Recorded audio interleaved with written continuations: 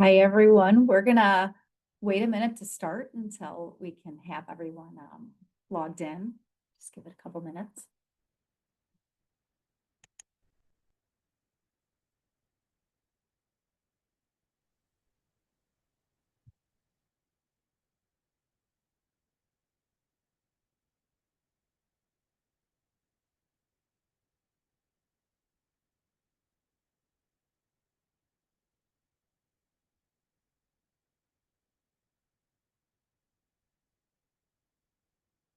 A few more are joining us.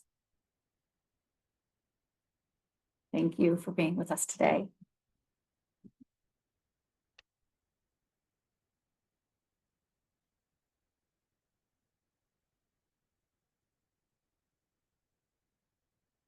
Okay. Watching the joins, they've slowed down a bit. Jackie. Yes. Take it Okay. away. Sounds great.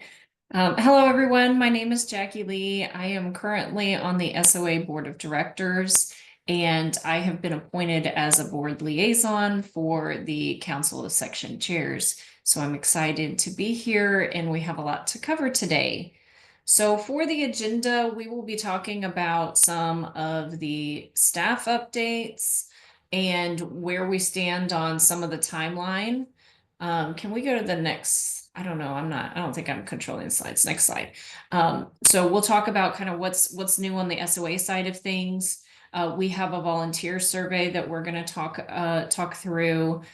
We will have likely a much needed break and then some icebreakers. And then finally, we will get some time for breakout discussions so that we can talk about what's going to be new and how can we get volunteers engaged. And with that, I will turn it over to Courtney. Yes, well, thank you all very much for being here. I'm Courtney Nashin, Managing Director of Global Engagement. Also super excited to be here. This year, the Council of Section Chairs meetings are really integral to the success of our transition to the community model. Throughout today, this entire session and then next week, it's designed to be interactive. So please utilize the chat, raise a hand during the meeting. During the breakouts, they're going to be randomized for discussion. We'll bring you all back and do some share outs. We will plan on sharing the slides and recording of the main presentation after the meeting for those of you who want to watch again or those of you who are unable to attend. And just a reminder, the second part of the Council of Section Chairs meeting will be 1 week from today on Wednesday, May 7th from 11 to 12:30 Central. So we'll share more about that agenda with you at the end of today's session. But now let's kick it off with our staff and community updates. I'll turn it over to Dee. Thank you so much, Courtney. I appreciate it. So today I'll be sharing a brief update about SOA communities, including where we are in the timeline. Next slide, please. The SOA community structure has been in development since the Case for Change was introduced in 2020. So in partnership with volunteers like each of you here, staff has tested and refined the community plan beginning in 2021. The Emerging Topics community piloted the structure and helped us to refine the model to retain all of the great things about sections and expand those section offerings to make them even more accessible for SOA members. So in 2024, with SOA board approval, planning began for the evolution of SOA's professional interest sections to SOA communities. So pieces of this incredibly robust plan are beginning to be visible to all of you with the launch of the Section Research Committee pilot, or the SRC, which we'll share a little bit more about next week. They did hold their kickoff meeting in January. And in anticipation of opening community elections, the expression of interest period announcement was shared with all current section and community members, followed by a series of town hall meetings. The goal was to share more detailed information about the community structure and governance, and to provide current section members an opportunity to have their questions answered with SOA board leadership and staff. Members were able to submit their questions in advance of or in real time during the town hall. The community elections expression of interest opened on schedule as always. And as a reminder, voting will be open for all SOA elections, including communities, August 18th through September 5th. Finally, polling is underway to schedule our community planning meetings. These community planning meetings will allow section council members an opportunity to come together to plan for your community's future success. This is the first step in coming together as a community advisory team. So over the next few weeks, dates will be secured and scheduled. You'll begin to see some save the dates. Next slide. And if you haven't already done so, we highly encourage you to visit the new Evolution to Community web pages. These are a great resource should you have any questions or receive questions from section members about this transition. There's also a recording of one of the town halls that I mentioned that you can check out. And I'm going to pause here for any questions about the status of the transition or the timeline.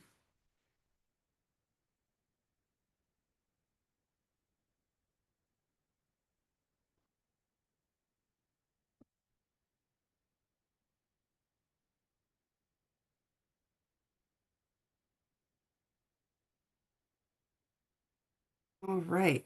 With no questions currently, please be encouraged to put those in chat at any point or raise your hand. But at this point, I will turn it back over to Jessica. Perfect. Thank you, Dee. So I am Jessica Martin, the Director of Member and Volunteer Engagement. We can go to the next slide. I am joined today by Emily Rafferty, our Director of Business Insights.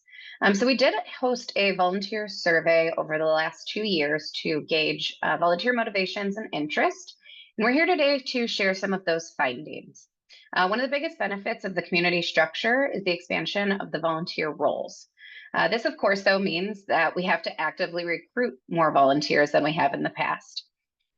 We do have recruitment tools such as the volunteer database, which we'll be utilizing more frequently in the coming year. So we wanted to help prepare you for that. The goal of the presentation is to share information garnered from our volunteer engagement survey, specifically regarding interest to support volunteer recruitment under the community model. So to start, I'm going to just walk you through the positions as a refresh. So we can go to the next slide. So we wanted to provide a refresh on the structure of the community volunteer roles. So here you'll see the community advisory team, which you'll recognize as similar to the section council. These roles are elected and will also be filled by all of you who are continuing into roles in the coming years. And they oversee the community strategy. So this group is essential and currently open for that expression of interest for anyone wanting to run in this year's elections. So aside from that, these are the roles that we're going to need to focus on recruitment for, which is the content and engagement work group. Those are non-elected roles. The individuals support things such as like podcast development, webcasts, newsletter, organization and development. They'll be focused on identifying ideas for the content and engagement of the community, but also on finding those subject matter experts to produce and share the content in the areas of need identified. They report all their activities up to that community advisory team structure. Additionally, you'll need to help support recruitment of the subgroups. These are in place for niche discussions and can be centered around a topic or a global region. So the subgroups will need at least 3 volunteers to support the group's activities. Some of you may choose to support subgroups in the new model as we transition as well. So that's decisions that will be made at our summer planning meetings. But the subgroups do report any needs up to the content and engagement work group. And they also might help find those subject matter experts to present or author on a specific topic. So with that overview, I'm going to turn it over to Emily to go into the specifics of the market research findings. Hello, everyone. Good to see some familiar faces. Yes, Suda? You're on mute. Sorry, I didn't realize I was on mute. I've always had this question, even though I'm part of the emerging technology community group, as Arthur knows. But just thinking from a bigger, broader perspective, as we break up all these sections into more communities, at least in my section, I see there are some people who are very passionate about a certain aspect. So I'm assuming there is enough opportunity for bottoms up, meaning the subgroups can, bubble up the content to the content work group and vice versa. Is that something that makes sense? Because there may be a subtopic or two that the content group may not be aware of. So I'm thinking logically that should happen. Okay. Yeah, absolutely. That's the goal, is for those groups to know those niche needs. And then, as you said, bubble up those ideas to the content and engagement work group. That's likely where your subject matter experts would come from as well. So if you're looking for somebody to author, it's likely not going to be somebody already serving in the content and engagement work group, but somebody probably from that subgroup who knows more about that topic. So that's exactly right, Sudha. We want that to continue to happen. Right now, the way it's happening is, we have a roadmap that we set early in the year. And during the course of the year, if something comes up, one of our team members, meaning one of our section council members, will bring up something, then we go and modify it. So that's and that's how because not everyone can be an expert in everything. And there may be things that are impacting people more than we realize. So that was the reason for the question. Thank you. Yeah, thanks. Grant?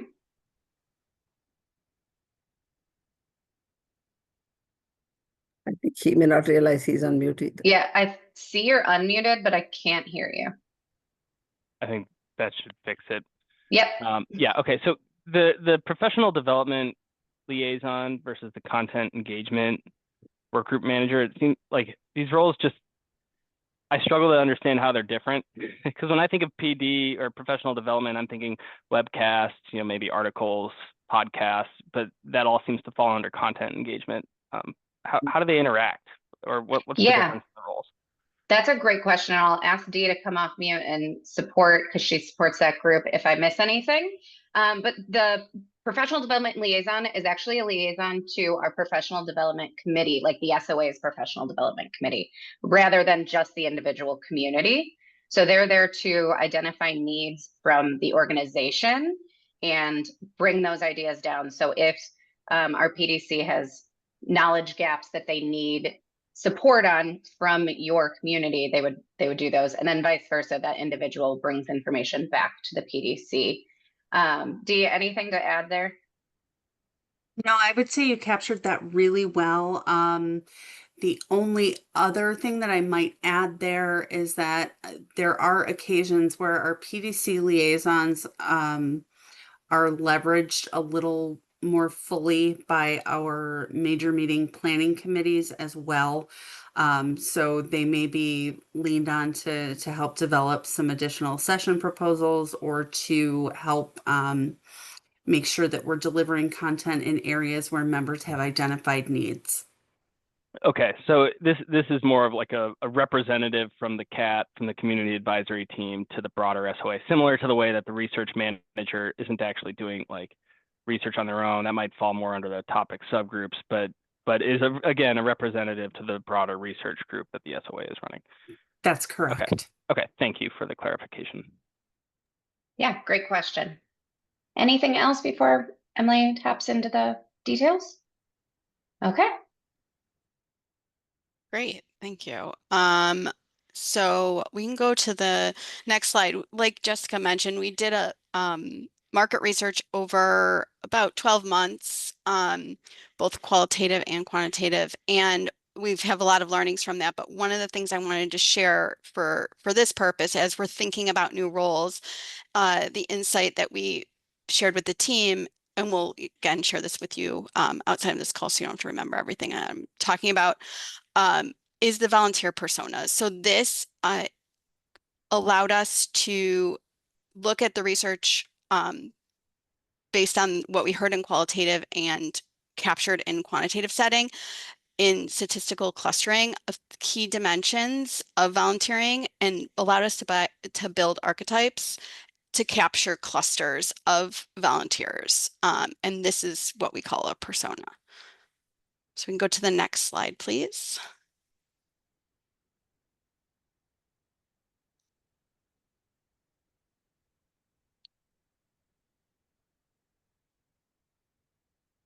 Do you mind giving an example? Yeah, the next slide's going to talk about this. Perfect, thank you. Thank you. So just to give you, this is just to lay the foundation of what I'm going to show you. We use 26 dimensions in the statistical clustering. And so these were based on, again, themes that we uncovered in qualitative and validated in, at different, with the groups, with all group of over 300. I think it says there was like 380 volunteers that were in this quantitative study. That we asked them the importance of these different aspects on the left on a scale of 0 to 10, and then the preference as a polar opposite, which one do you prefer for a volunteer role of the options on the right. So the personas are built off of the analysis of how these ideas fell out. And I'm going to show you the personas that we landed with. So we can go to the next slide. And so we identified 3 distinct personas based on the research we conducted. And you can see that we're pretty split among the SOA volunteers of these groups. Go to the next slide.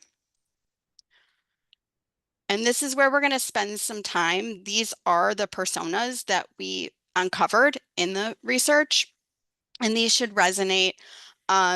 There's a lot of information on this slide. You don't have to memorize it. Just want to introduce you to these ideas.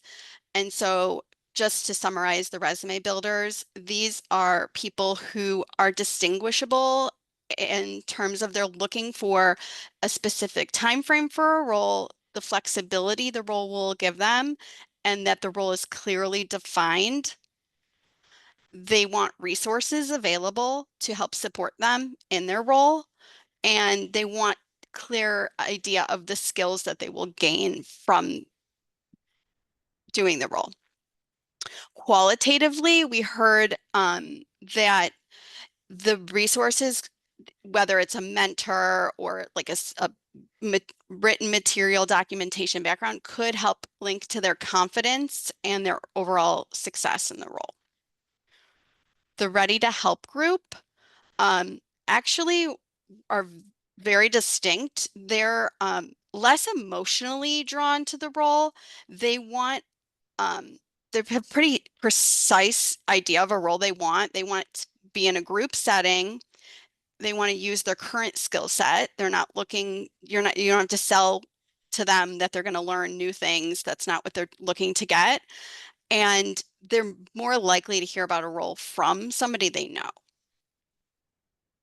And lastly, the Leading for the Future persona are, as the title states, they're looking for a leading role. They want assignments. They're comfortable with assignments that are less clearly defined than the resume builders and the Ready to Help persona. They want to be in charge. They're open to mentoring, and they know that they have confidence to help, even if they haven't done the specific role that is open before. Both the resume builders and the Leading for the Future do have stronger emotional responses to their desire to give back and just see the impact of their work. Any questions? So where would you put someone who would want to make an impact on the profession? Would they be not part of this? Would they be more like people on the board? I was just wondering, because I was reading the description. Yeah, so I would say those are more like resume builders and Leading for the Future, Okay. but it's when we're thinking about all the roles, there's a lot of roles that are going to be published. There's specific areas that each of these personas are going to be looking to see that fills their need. So if it's, a short time frame that the person who you need help can do some work independently, maybe after a kickoff call, then that would be, you're focusing on a resume builder. If you're looking for somebody to lead something that hasn't conceptually been like drawn out and doesn't have a lot of details, you're looking for a leading for the future. So the way the roles are framed will help these people see themselves in the role.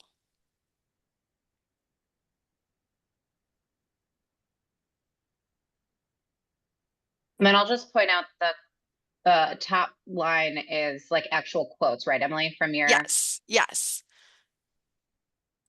So this is like almost like a not one size fits all. Like there's definitely different roles. Like the resume builders are open to working in a group that's more long term, but there has to be some flexibility. So just keywords and ideas for the role that meet the person who's out on our website looking for a role. So I have another question. It's nothing related to what we have here, but I know we had a person that you could reach out to in the SOA if you wanted to volunteer, so that, you know, then we could help these people find the kind of roles they want. How successful has that program been? I've forgotten the name of it. My apologies. Yeah, I'm not aware of a program. Are you thinking like an expression of interest No, that we had? there was a SOA staff person you could reach out to if you wanted to volunteer. But just, you know, it was just a way to make sure that if people wanted to do something and they couldn't go through the sections, they could reach out to a member on the SOA staff and they would kind of help them find a role. I was just wondering if you had any success with that. So we have a team under Jess. So Jess is over our volunteer area. And then we have a team member, a coordinator. And you may recall Kate Kwan. She had retired and she has been replaced by another staff member, and that staff member continues to serve in that role. So this is an individual who is the point person who oversees our volunteer database and system and Yeah. works with all the other internal stakeholders as they're trying to source. And then what we've done, an improvement we've done is had a volunteer expression of interest where people can then come forward and absolutely. And I personally have contact with people who are looking for more senior roles or volunteer activities and how do they grow within an organization. So absolutely, our team is here to help people along the way. And also our staff in the other appropriate areas would do the same as well. Thank you. Yeah, and I'd add we're currently updating how we utilize the expression of interest form that we have to kind of map more closely to what Emily will cover on the next slide. So making sure that we ask the right questions on that expression of interest to better map them to the roles that they actually want to find, whether it be within sections, research, or elsewhere. So we've used this research to kind of help build that to be a little bit more clear. Sorry, Jessica, I was just going to mention, because there was one person who reached out to us when I was on the health section. We struggled because I don't think that person really fully understood what volunteering meant. They had a vague idea, and we struggled to find a role for them where they were not a formal section member, but they didn't know enough. They didn't have enough of a health background. They had some. And then we struggled a little bit. I feel sad to say that we were not very successful in engaging that person. I mean, I still have his name, and so I was just wondering if we could do a better job of that, meaning we, the sections, could do a better job of trying to keep, because that's a big issue for us, right? Keeping members engaged. Yep. It sounds like they fell into, unless Emily, you feel differently, into like that resume builder area. Yeah. So I think when we do breakouts, we're going to be discussing a lot of this research. So I think that's a great point of discussion in breakouts, is how do we keep resume builders engaged and what types of roles do we have for them that are some of those, you know, opportunities that they're looking for. So the bullets that are there, you know, do they want the one time? Do they just want to set up and then kind of go do some work and come back? So I think that's a great discussion point for the breakout groups. Yeah, and I've done a lot of market research on this transition to communities that isn't captured here. So the purpose of this is to really help think about framing the roles that we're going to be creating and posting. But I will say that there's a lot of resume builders who probably are undercounted in our sample because they're not currently volunteering, and that group could grow in the near term just as we onboard more people into the community role, but the key factor here is that they can't just do the work. They need that framework to ensure that they're confident to do the work.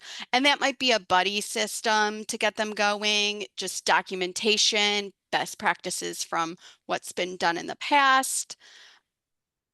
Does that help? Yes, actually, I think you nailed it. That was the problem for us, exactly.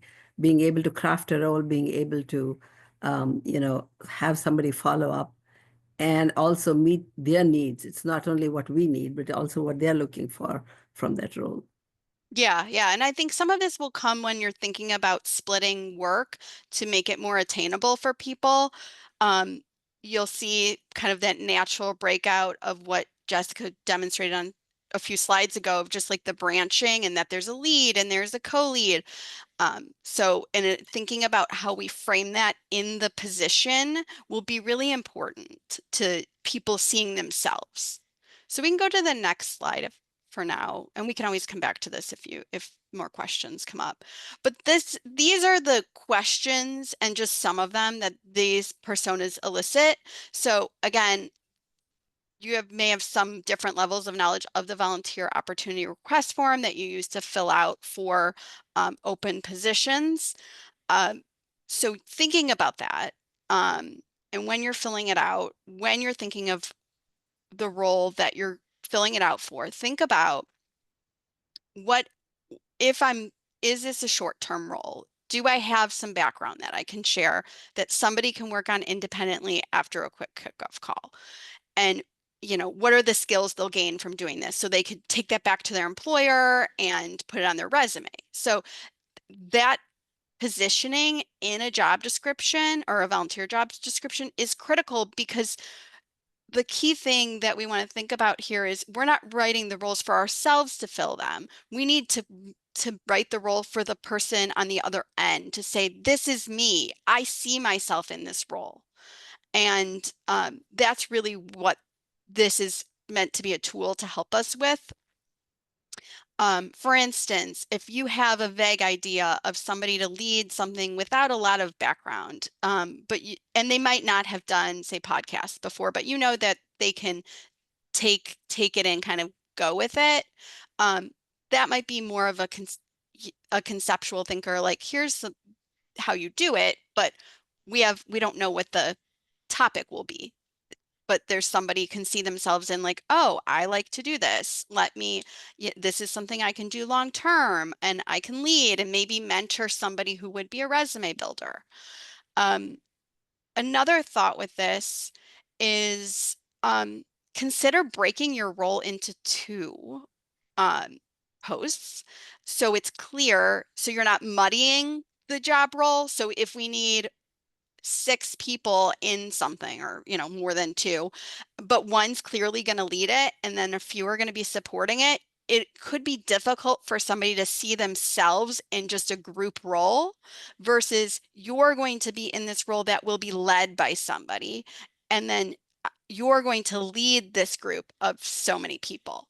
So again, just clicking down into the ideas a little further can help with that framework and that attention to detail. For roles that are open, I think making sure if there's a clear start and end date. Is this role evergreen? Is it going to last for 12 months? People who are resume builders don't want to commit to something that isn't clear, because even if it's a long-term thing, they still want to be able to gauge not just, okay, we're going to meet once a month for an hour for 12 months. Okay, I think I can do that as long as the timeline is flexible and whatnot. Actually, that's why I'm very excited about the community format. I think honestly, it will help everyone, including the people who are leading, the people who are volunteering, and also the clarity. I think that's a great point. See if you need 1 versus 2 people, and if that's going to bring more clarity, because I do think that's going to cast a wider net. I mean, many people in our section have been talking about how they're going to engage more people when they go to the community model.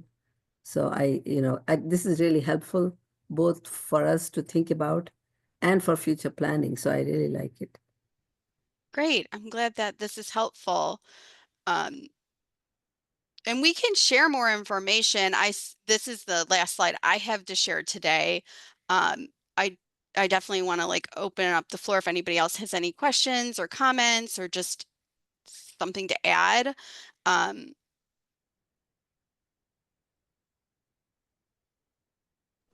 So there's a website somewhere with all the volunteer opportunities listed on it, right? yes.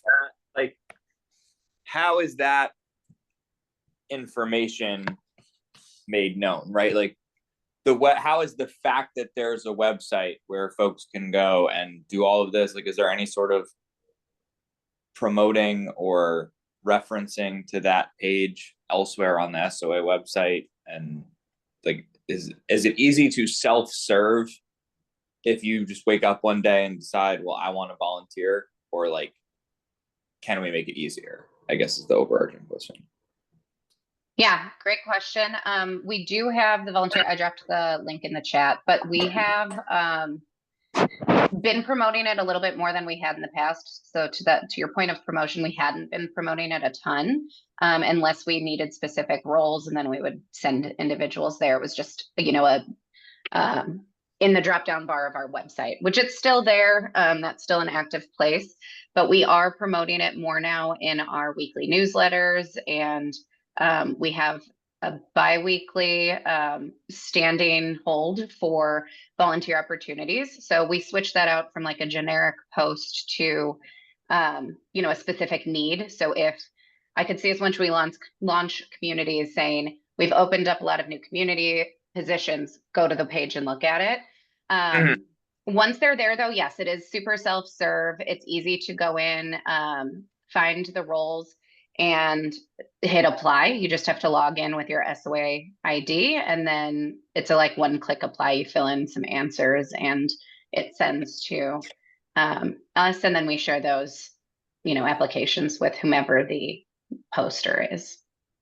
Gotcha. Okay. Yeah, I didn't know. Like, really, I guess my question, now that I heard your whole answer, was more about the first half. Like, I figured the web was pretty self-serve, but I meant more so like, can you, as an individual who is newly motivated to start volunteering, go from 0 to volunteer without the intervention of someone at the SOA? Like, how, or another volunteer, right? Which is, I think, part of how a lot of this happens too, is people know people and they're like, oh, you should do this, you know? So, but Yeah, Chris, let me tell you, in the market research, to go from 0 to volunteering without talking to someone is a challenge. Like, we know that talking to someone will better motivate you to volunteer. So while it seems like self-service will be helpful, it's more, think about it more to connect the right person in the right place. We heard overwhelmingly in the market research that having a contact person is critical, and just the nature of volunteering is word of mouth. So a lot of like Ready to Help are all, they're like, my friend told me about this role, is basically what we heard in the qualitative, and it was validated. So there's really, it's better to have somebody available to talk to somebody, and if getting more roles, you know, so people can focus, but allowing people to communicate frees up, you know, the community advisory team a little bit better, that would be a win, I think. Yeah, no, I mean, that definitely makes sense. I see what you're saying. Like, for someone to go from 0 to volunteer, like, they wouldn't really, no, that makes sense. Yeah, there was a strong level of imposter syndrome that came out of the qualitative, that was like, can I do this? And I definitely, we see in the quant that there is strong confidence with the resume builders, but I feel like that their desire for information is linked to that. Just making sure, like, am I right? Like, so there's just that validation period, I think, of talking to someone, and that reassurance. Yeah, I'll also add, so we know this is something that is an awareness problem for the SOA. So that's something that the volunteer team is focused, you know, that's our focus as the volunteer team, aside from community. So that's something that we're working actively on. But the other piece for community specifically is we are working with our marketing and communications team to expand what your newsletters look like. So unfortunately, I don't have like a template to share currently, but it will look more like the newsletters that you see out of the SOA. So it will have all of your article content there, but it will also have areas for upcoming events, as well as volunteer opportunities that are of need for that specific community. So those will be every other month in the new structure starting in January. So that will also be an opportunity to get those in front of people who are part of the community specifically. Gotcha. And there's also supposed to be some sort of engagement platform too, right? It's more on an ongoing basis, or was that something else? Yeah, that was probably you're thinking like of the hub. That's something that we still have tabled for discussion with our IT team and our, other projects going through, because we are going through another transition of all of our systems right now. So that's all part of the same project. Gotcha. Thank you. Thanks for your questions.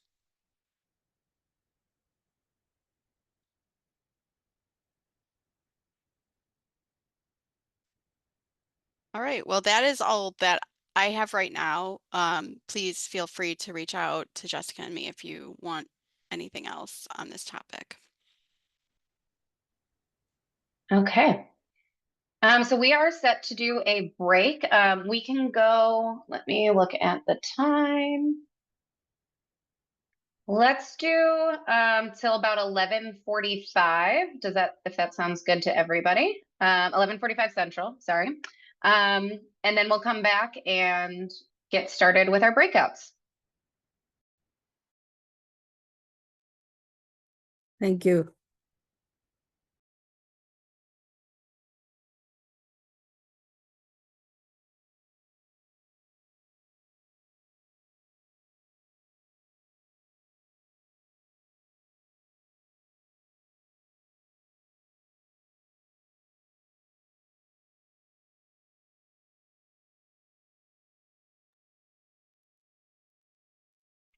All right, it's 11:45 Central, so we'll go ahead and get back started. I'll turn it to Caitlin and Carla for our breakout.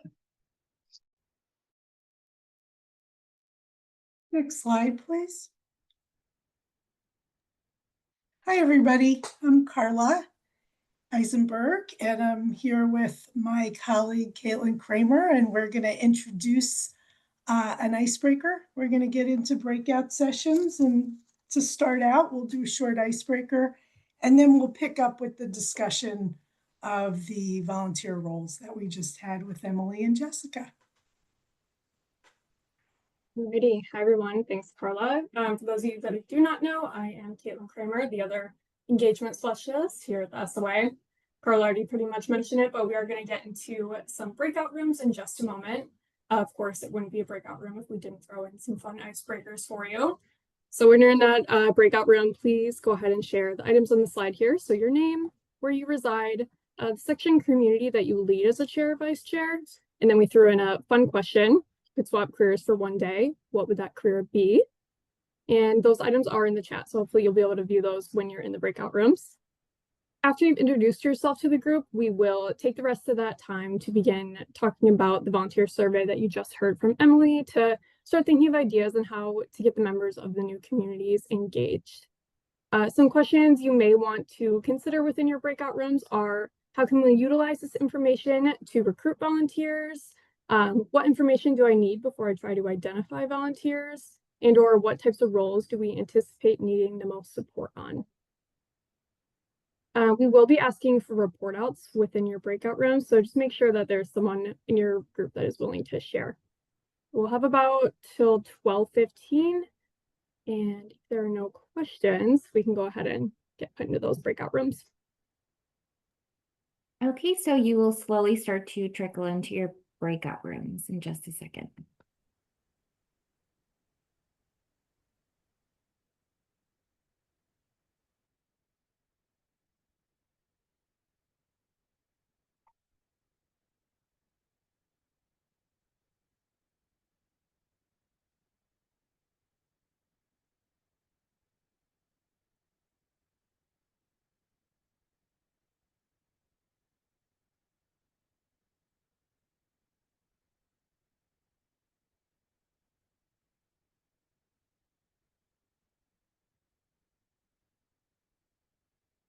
spend a little bit of time here before we end to share out from the breakout groups. I know we had some good discussions in ours, so curious to hear what the other groups had discussed. I don't know if you've assigned somebody specifically, but if not, anyone feel free to jump in. We can start, I think there were 4 groups. Is that right? So we can start with group 1. Anything you'd like to share from that?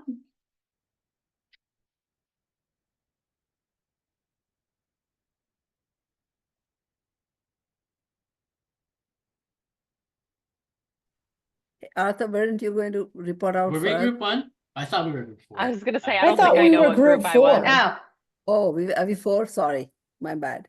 I just, But we can Who was in go. group 1?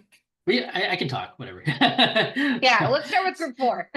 Yeah, I'm already talking. So yeah, so we talked through like how do we capture folks that want to dip their toe in the water, like as a first topic. And I think for these types of I guess people, we needed to, I guess, promote more roles around that are a little bit lower commitment. So like, for example, non-elected roles that don't require a 3-hour commitment, and present more information around like the flexibility in the volunteer roles if, like, say, people get bogged down with their own personal and work lives.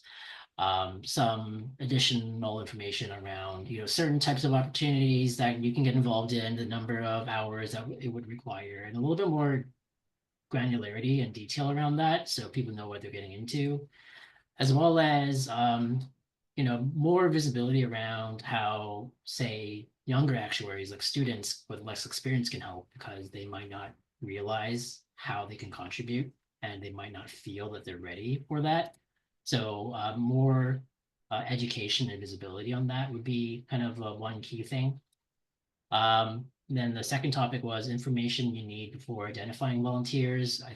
Mainly we talked about just, what is the skill set required, if there's like a specialized type of knowledge that is required, the time commitment again as well. And then on the other side, like, who's actually interested in volunteering and what are they interested in, like, to help us find people that are potentially suitable for the role. And then we had a little bit of a discussion on like,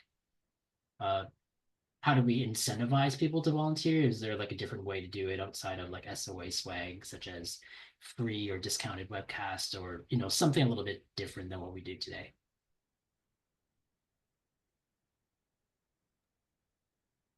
Awesome. Thank you. I know we had some overlap in our group. So if anyone would like to chime in on what Arthur said or add to that, or ask questions, feel free to do that. Otherwise, we can go to group 3. Let's go backwards. If anyone knows who group 3 was. Yeah, I think that was our group. I'll jump in.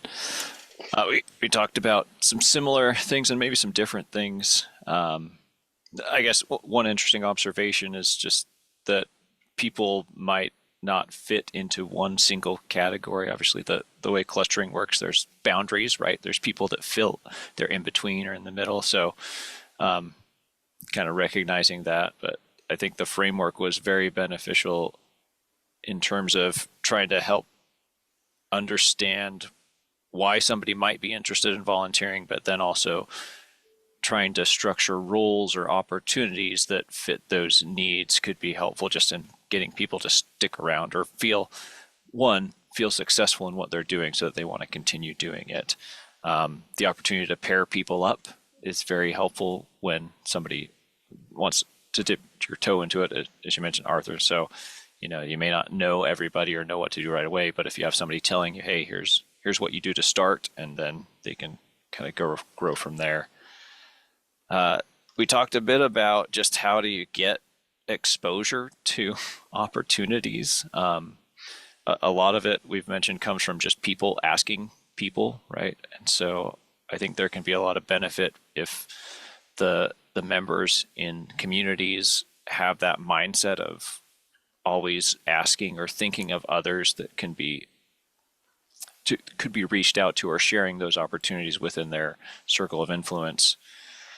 Somebody mentioned the idea of possibly having like a career fair for different community roles where at different industry meetings, those opportunities are presented or people can share experiences about it. Maybe initially it might not, as we get started, not be there, but going forward, having just more publicity around the opportunities that are available and the benefits that come from it.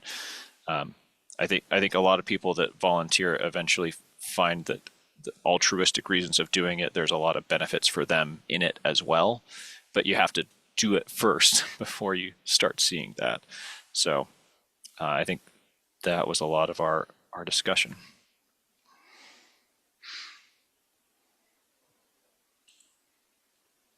Awesome. Love that idea. All right, group 2. I think that was my group with Caitlin. We did not assign somebody, so if anyone would like to jump in. Otherwise, I'll pick somebody.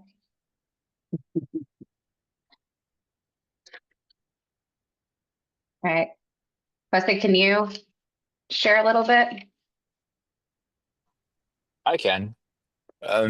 We talked about trying to make it very clear what people are going to get engaged in and for how long before reaching out about certain roles. So, making sure there's a clear understanding of what the ask is going to be. Are they going to be serving this role for 3 months? Is it going to be a year? Just making it very clear to them. And then the secondary thing that we talked about as well is what does success look like in that particular role? So being able to lay that out for them will go a long way to ensure that we do have volunteers that not only are interested but also understand how can they be successful.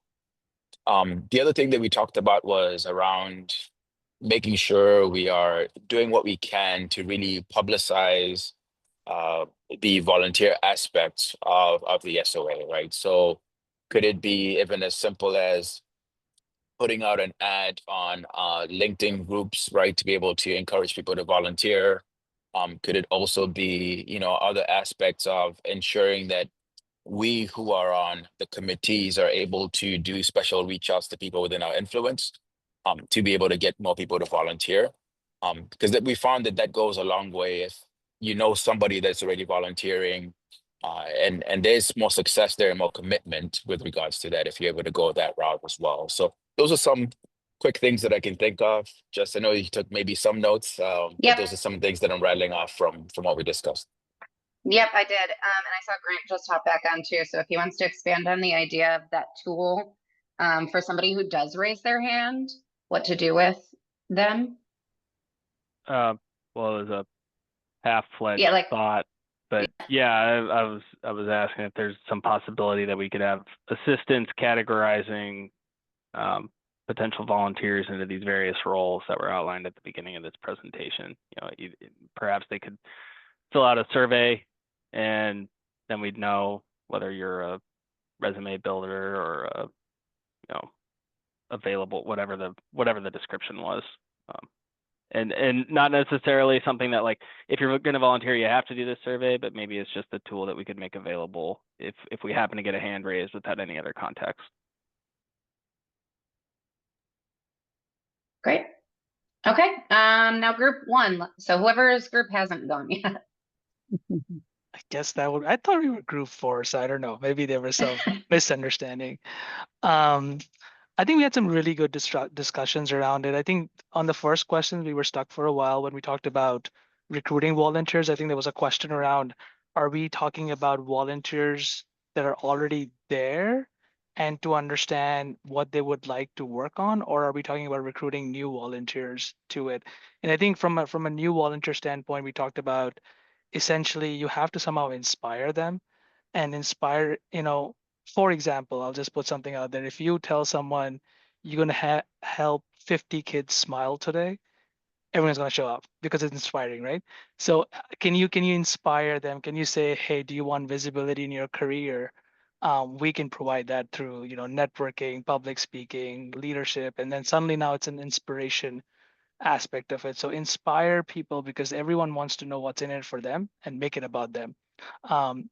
Another way of inspiring people could be if SOA has, if someone has gone above and beyond, highlight them on social media.